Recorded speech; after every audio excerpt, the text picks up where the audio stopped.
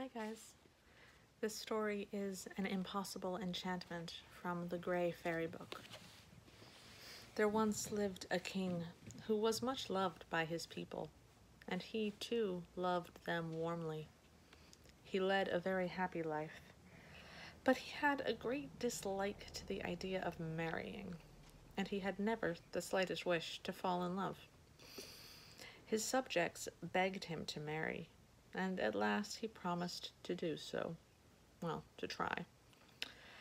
But so far, he had never cared for any woman he had seen, so he made up his mind to travel, in hopes of meeting some lady he could love.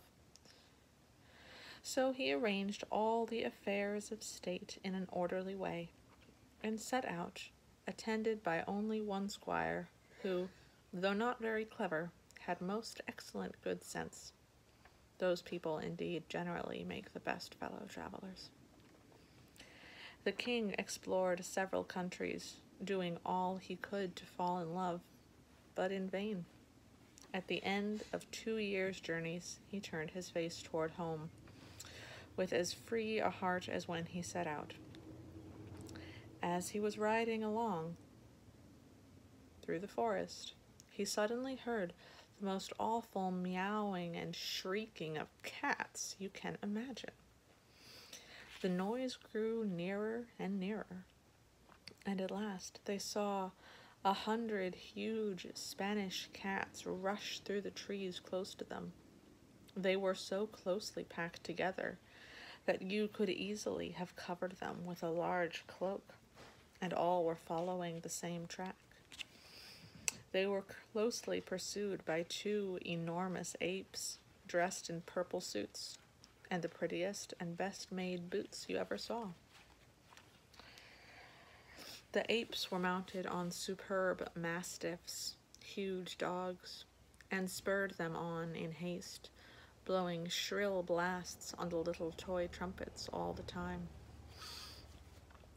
The king and his squire stood still to watch this strange hunt, which was followed by 20 or more little dwarfs, some mounted on wolves and leading relays, and others with cats in leash. The dwarves were all dressed in purple silk, like the apes. A moment later, a beautiful young woman mounted on a tiger came in sight. She passed close to the king, riding at full speed, without taking any notice of him. But he was at once enchanted by her, and his heart was gone in a moment.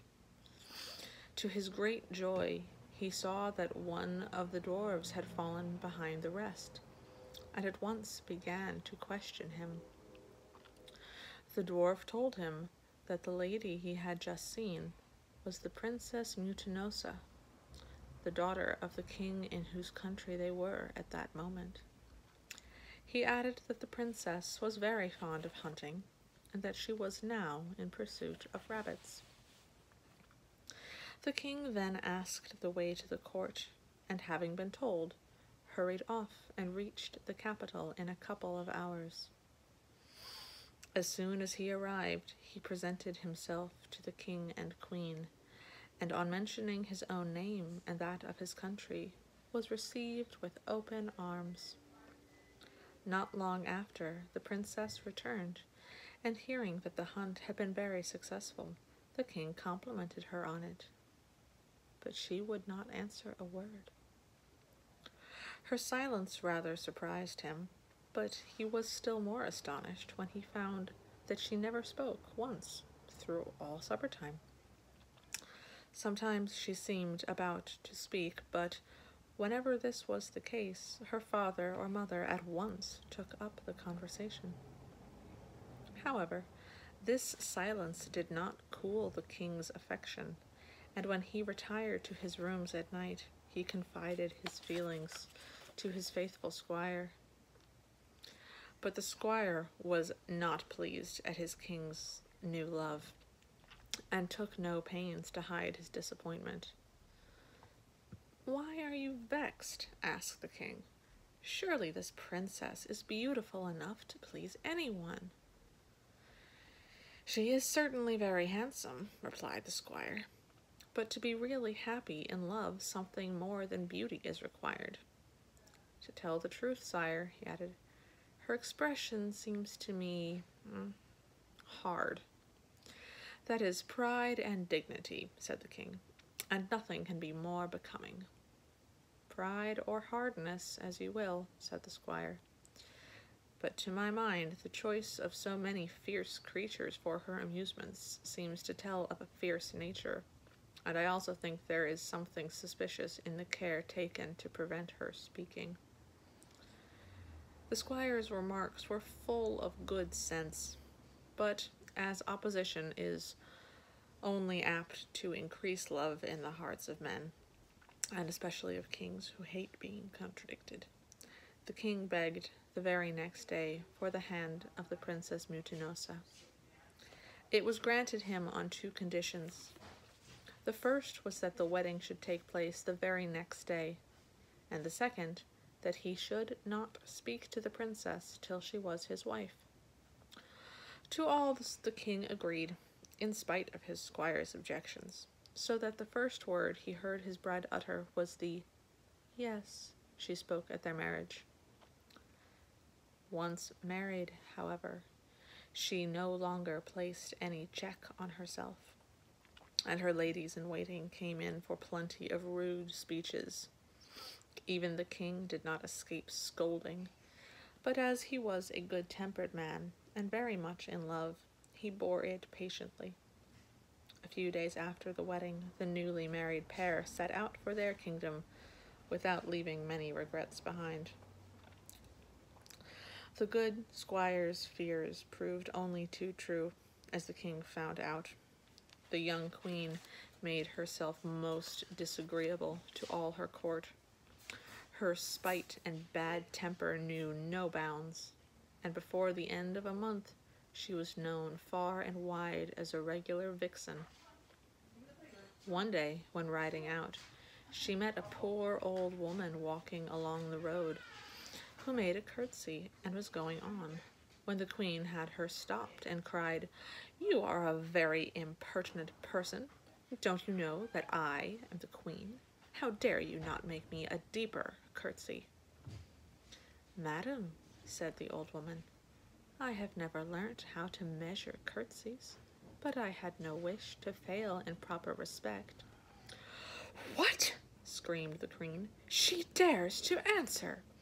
Tie her to my horse's tail, and I'll carry her at once to the best dancing master in the town to learn her to curtsy." The old woman shrieked for mercy, but the queen would not listen, and only mocked when she said she was protected by the fairies. At last, the poor old thing submitted to being tied up, but when the queen urged her horse on, he never stirred. In vain she spurred him. He seemed turned to bronze. At the same moment, the cord with which the old woman was tied changed into a wreath of flowers, and she herself into a tall and stately lady. Looking disdainfully at the queen, she said, "Bad woman, unworthy of your crown, I wished to judge for myself whether all I had heard of you was true.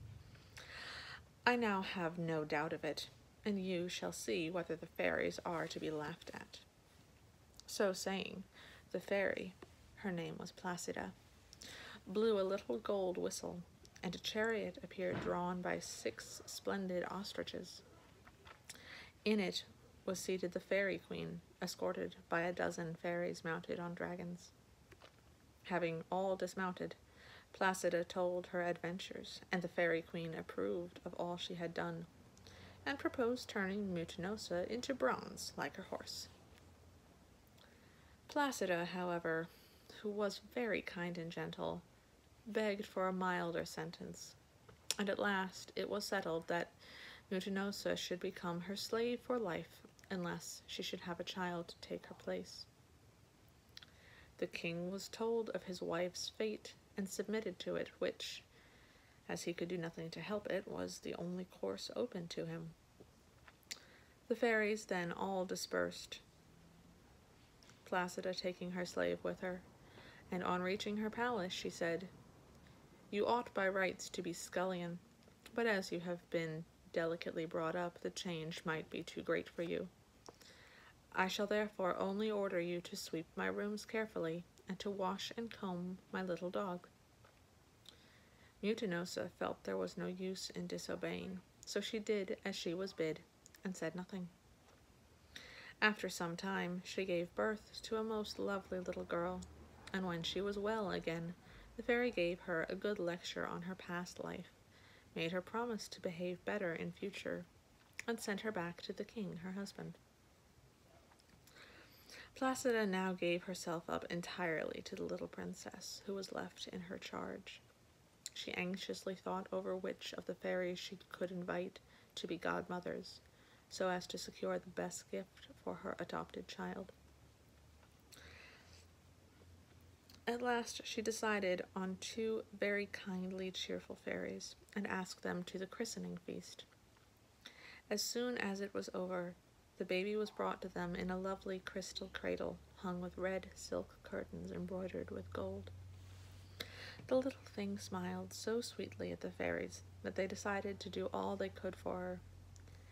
They began by naming her Graziella, and then Placida said, "You know, dear sisters, that the commonest form of spite or punishment among us consists of changing beauty to ugliness, cleverness to stupidity, and oftener still, to change a person's form altogether. Now, as we can only bestow one gift, I think the best plan will be for one of you to give her beauty, and the other good understanding, while I will undertake that she shall never be changed into any other form." The 2 godmothers quite agreed, and as soon as the little princess had received their gifts, they went home, and Placida gave herself up to the child's education. She succeeded so well with it, and little Graziella grew so lovely, that when she was still quite a child, her fame was spread abroad only too much, and one day Placida was surprised by a visit from the fairy queen, who was attended by a very grave and serious-looking fairy. The queen began at once, "I have been much surprised by your behavior to Mutinosa. She had insulted our whole race, and deserved punishment. You might forgive your own wrongs if you choose, but not those of others. You treated her very gently while she was with you, and I come now to avenge our wrongs on her daughter. You have ensured her being lovely and clever, and not subject to change of form. But I shall place her in an enchanted prison, which she shall never leave till she finds herself in the arms of a lover whom she herself loves. It will be my care to prevent anything of the kind happening." The enchanted prison was a large, high tower in the midst of the sea, built of shells of all shapes and colors. The lower floor was like a great bathroom, where the water was let in or off at will. The first floor contained the princess's apartments, beautifully furnished. On the second was a library, a large wardrobe filled with beautiful clothes and every kind of linen, a music room, a pantry with bins full of the best wines, and a storeroom with all manner of preserves, bonbons, pastry, and cakes, all of which remained as fresh as if just out of the oven. The top of the tower was laid out like a garden, with beds of the loveliest flowers, fine fruit trees, and shady arbors and shrubs, where many birds sang amongst the branches. The fairies escorted Graziella and her governess, Bonetta, to the tower, and then mounted a dolphin which was waiting for them.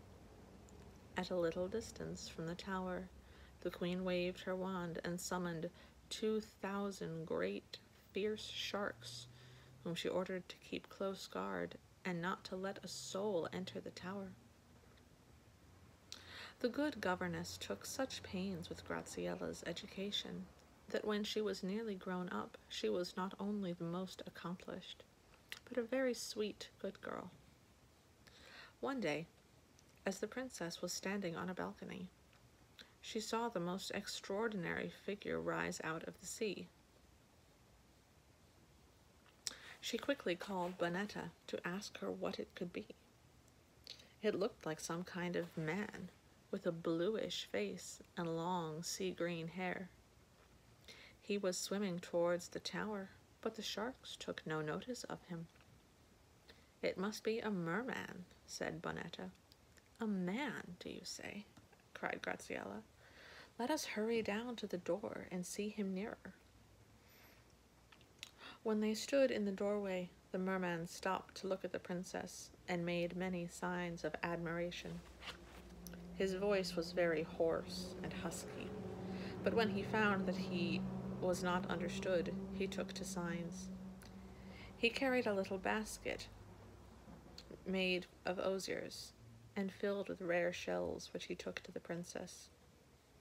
She took it with signs of thanks, but as it was getting dusk, she retired, and the merman plunged back into the sea. When they were alone, Graziella said to her governess, "What a dreadful-looking creature that was! Why do those odious sharks let him come near the tower? I suppose all men are not like him." "Indeed, no," replied Bonetta. "I suppose the sharks look on him as a sort of relation, and so did not attack him." A few days later, the two ladies heard a strange sort of music, and looking out of the window, there was the merman, his head crowned with water plants and blowing a great seashell with all his might. They went down to the tower door, and Graziella politely accepted some coral and other marine curiosities he had brought her. After this, he used to come every evening and blow his shell, or dive and play antics under the princess's window. She contented herself with bowing to him from the balcony, but she would not go down to the door despite all of his signs. Some days later, he came with a person of his own kind, but of another sex. Her hair was dressed with great taste, and she had a lovely voice. This new arrival induced the ladies to go down to the door. They were surprised to find that, after trying various languages, she at last spoke to them in their own, and paid Graziella a very pretty compliment on her beauty. The mermaid noticed that the lower floor was full of water. "Why," cried she, "that is just the place for us, for we can't live quite out of water." So saying, she and her brother swam in and took up a position in the bathroom, the princess and the governess seating themselves on the steps which ran around the room. "No doubt, madam," said the mermaid, "you have given up living on land so as to escape from the crowds of lovers. But I fear that even here you cannot avoid them, for my brother is already dying of love for you, and I am sure that once you are seen in our city, he will have many rivals." She then went on to explain how grieved her brother was, not being able to make himself understood, adding, "I interpret for him, having been taught several languages by a fairy." "Oh, then you have fairies too?" asked Graziella with a sigh. "Yes, we have," replied the mermaid. "But if I am not mistaken, you have suffered from the fairies on earth." The princess, on this, told her entire history to the mermaid, who assured her how sorry she felt, but begged her not to lose courage, adding, as she left, "Perhaps some day you may find a way out of your difficulties." The princess was delighted with this visit, and the hopes the mermaid held out. It was something to meet someone fresh to talk to. "We will make acquaintances with several of these people," she said to her governess, "and I dare say they are not all as hideous as the first one we saw. Anyhow, we shan't be so dreadfully lonely." "Dear me," said Bonetta, "how hopeful young people are, to be sure. As for me, I feel afraid of these folk." "But what do you think of the lover you have captivated?" "Oh, I could never love him," cried the princess. "I can't bear him. But perhaps, as his sister says, they are related to the fairy Marina, and they may be of some use to us." The mermaid returned often, and each time she talked of her brother's love, and each time Graziella talked of her longing to escape from her prison, till at length the mermaid promised to bring the fairy Marina to see her, in hopes she might suggest something. The next day the fairy came with the mermaid, and the princess received her with delight. After a little talk, she begged Graziella to show her the inside of the tower and let her see the garden on top, for with the help of crutches she could move about, and being a fairy could live out of water for a long time, provided she wetted her forehead now and then. Graziella gladly consented, and Bonetta stayed below with the mermaid. When they were in the garden, the fairy said, "Let us lose no time, but tell me how I can be of use to you." Graziella then told all her story, and Marina replied, "My dear princess, I can do nothing for you as regards dry land, for my power does not reach beyond my own element. I can only say that if you will honor my cousin by accepting his hand, then you could come and live amongst us. I could teach you in a moment to swim and dive with the best of us. I can harden your skin without spoiling its color. My cousin is one of the best matches in the sea, and I will bestow so many gifts on him that you will be quite happy." The fairy talked so well and so long that the princess was rather impressed, and promised to think the matter over. Just as they were going to leave the garden, they saw a ship sailing nearer the tower than any other had done before. On the deck lay a young man under a splendid awning, gazing at the tower through a spyglass. But before they could see anything clearly, the ship moved away, and the two ladies parted, the fairy promising to return shortly. As soon as she was gone, Graziella told her governess what had been said. Bonetta was not at all pleased at the turn matters were taking, for she did not fancy being turned into a mermaid in her old age.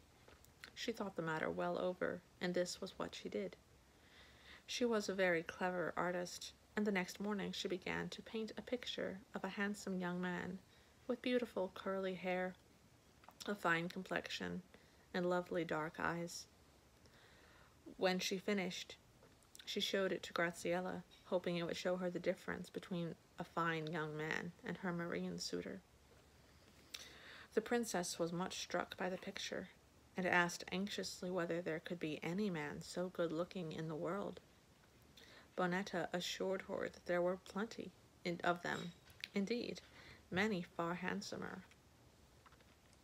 "I can hardly believe that," cried the princess. "But alas, if there are, I don't suppose I shall ever see them, or they me. So what is the use? Oh, how unhappy I am." She spent the rest of the day gazing at the picture, which certainly had the effect of spoiling all the merman's hopes or prospects. After some day, the fairy Marina came back to hear what was decided, and Graziella hardly paid any attention to her, and showed such dislike to the idea of the proposed marriage that the fairy went off in a regular huff. Without knowing it, the princess had made another conquest.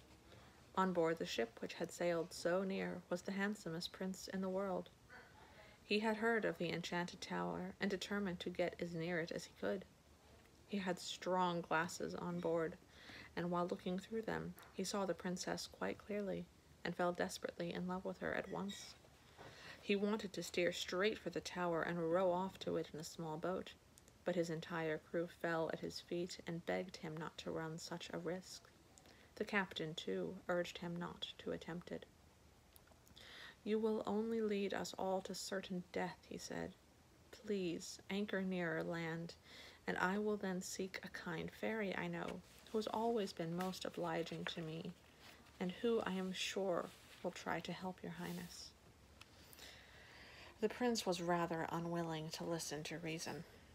He landed at the nearest point, and sent off the captain in all haste to beg the fairy's advice and help. Meanwhile, he had a tent pitched on the shore, and spent all his time gazing at the tower and looking for the princess through the spyglass. After a few days, the captain came back, bringing the fairy with him. The prince was delighted to see her, and paid her great attention. "I have heard about this matter," she said, "and to lose no time, I am going to send off a trusty pigeon to test the enchantment. If there is any weak spot, he is sure to find it and get in. I shall bid him bring a flower back as a sign of success, and if he does, I quite hope to get you in too." "But," asked the prince, "could I not send a letter by the pigeon to tell the princess of my love?" "Certainly," replied the fairy. "That is a very good plan." So the prince wrote as follows: "Lovely princess, I adore you, and I beg you to accept my heart, and to believe there is nothing I would not do to end your misfortunes beyond El." This note was tied around the pigeon's neck, and he flew off with it at once. He flew so fast till he got near the tower, and a fierce wind blew hard against him, so he could not get on. But he was not to be beaten, and flew round the top of the tower very carefully till he came to one spot which, by some mistake, had not been enchanted like the rest. He quickly slipped into the arbor and waited for the princess. Before long, Graziella appeared alone, and the pigeon at once fluttered to meet her, and seemed so tame that she stopped to caress the pretty creature. As she did so, she saw it had a pink ribbon round its neck, and tied to the ribbon was a letter. She read it over several times, and then wrote this answer: "You say you love me, but I cannot promise to love you without seeing you. Send me your portrait by this faithful messenger. If I return it to you, you must give up hope, but if I keep it, you will know that to help me will be to help yourself. Signed, Graziella." Before flying back, the pigeon remembered about the flower, so, seeing one on the princess's dress, he stole it and flew away. The prince was wild with joy at the pigeon's return with a note. After an hour's rest, the trusty little bird was sent back again, carrying a miniature portrait of the prince, which, by good luck, he had with him. On reaching the tower, the pigeon found the princess in the garden. She hastened to untie the ribbon, and on opening the miniature case, what was her surprise and delight to find it very like the picture her governess had painted for her. She hastened to send the pigeon back, and you can fancy the prince's joy when he found she had kept his portrait. "Now," said the fairy, "let us lose no more time. I can only make you happy by changing you into a bird, but I will take care to give you back your proper shape at the right time." The prince was eager to start, so the fairy, touching him with her wand, turned him into the loveliest hummingbird you ever saw, at the same time letting him keep the power of speech. The pigeon was told to show him the way. Graziella was much surprised to see a perfectly strange bird, and still more so when it flew to her, saying, "Good morning, sweet princess."